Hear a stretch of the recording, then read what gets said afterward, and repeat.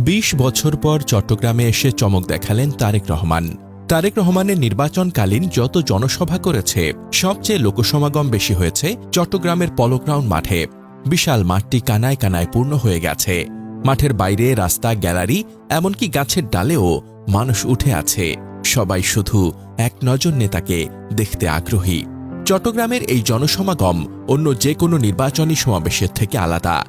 2 দশক পর শহরটি যেন নতুন প্রাণ পেয়েছে। মানুষের উদ্দীপনা, উত্তেজনা আর অপেক্ষার ঢেউ পুরো শহর জুড়ে ছড়িয়ে পড়েছে। রাস্তায় দাঁড়িয়ে, রেস্তোরাঁয় বসে মানুষ তারেক রহমানকে হাত দিয়ে ইশারা করছেন। গাড়ি চলাচলের রাস্তা, দোকানপাট, সব জায়গায় যেন উৎসব মুখর। কেউ ব্যানার, কেউ বা পতাকা হাতে এসেছেন, কেউ ছোট ছোট গ্রুপে বসে পরিকল্পনা করছে নেতাকে আরও কাছ থেকে দেখার জন্য।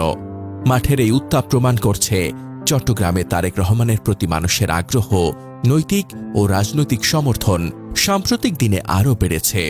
সামাজিক যোগাযোগ মাধ্যমে শেয়ার করা ছবি ও ভিডিওতে দেখা যায় জনতার উত্তাল স্রোত যেন একটি মহাসমুদ্রের মতো। এই সমাবেশকে জনতার উত্তাল স্রোত বলে বর্ণনা করা হয়েছে, যা অন্যান্য বিভাগীয় সমাবেশের তুলনায় লোকসমাগমে সবচেয়ে বেশি। সমাবেশে তারেক রহমান দেশ গড়ার বিস্তারিত পরিকল্পনা তুলে ধরেন। তিনি দুর্নীতির বিরুদ্ধে জিরো টলারেন্স নীতির কথা বলেন, যা বিএনপি ক্ষমতায় এলে কঠোরভাবে বাস্তবায়ন করবে। যুবকদের সাথে ভাইয়ের মতো সম্পর্ক গড়ে তোলার আহ্বান জানিয়ে তিনি বলেন, আমাকে স্যার নয়, ভাইয়া বলে ডাকো। এটি যুব সমাজকে আকৃষ্ট করার একটি কৌশল হিসেবে দেখা হয়েছে। তার বক্তব্যে নির্বাচনী প্রচারণার স্লোগান ভোট দিব কিসে, ধানের শীষে বারবার উঠে আসে, যা সমর্থকদের মধ্যে উন্মাদনা সৃষ্টি করে।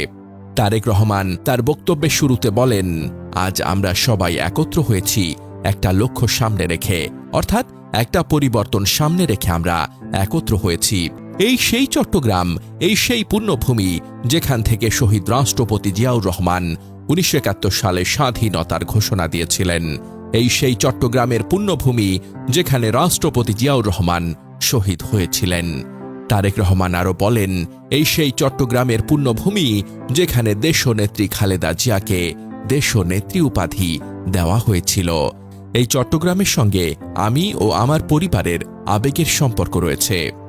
বিএনপির চেয়ারম্যানের আগমনকে ঘিরে ভোর থেকে মাঠে আসতে শুরু করেন নেতাকর্মী, সমর্থকরা। চট্টগ্রামের পাশাপাশি রাঙামাটি, বান্দরবান, খাগড়াছড়ি ও কক্সবাজার জেলা থেকে এসেছেন নেতাকর্মীরা।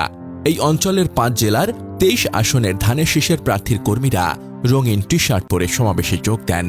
মঞ্চে উপস্থিত ছিলেন চট্টগ্রাম, রাঙামাটি, বান্দরবান ও খাগড়াছড়ি আসনে বিএনপির মনোনীত সংসদ সদস্য পদপ্রার্থীরা।